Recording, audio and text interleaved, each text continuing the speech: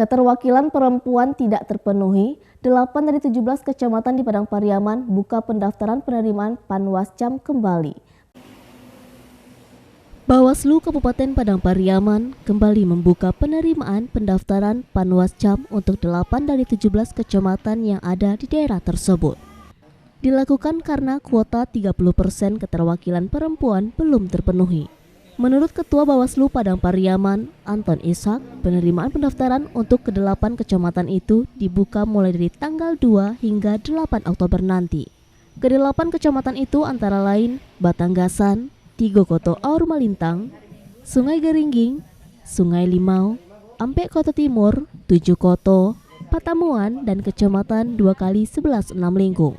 Penerimaan Panwascam itu akan dilanjutkan ke proses berikutnya, tes tertulis atau CAT. Untuk pendaftaran penerimaan itu bisa lewat pos atau langsung datang ke kantor Bawaslu Padang Pariaman di Jalan Lintas Lubu Alung Pariaman, tepatnya di daerah Paukamba, Nansabaris. Daftar jumlah total keseluruhan di satu kecamatan dikali 30% perempuan. Jadi sesuai dengan aturan 314, maka setelah kami melihat ternyata ada 8 kecamatan yang belum terpenuhi 30% perempuan.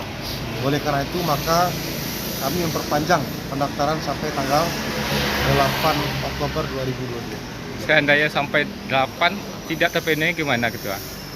Nah, apabila dalam perpanjangan pendaftaran kali ini tidak memenuhi juga, maka dalam pedoman 314 pembentukan Panwascam Pemilu Serentak 2024 tetap tidak akan dilakukan perpanjangan. Kita langsung kepada proses kelulusan administrasi dari para peserta. Sampai sekarang. Dari Padang Pariaman, Eka Gus Priyadi, iNews melaporkan.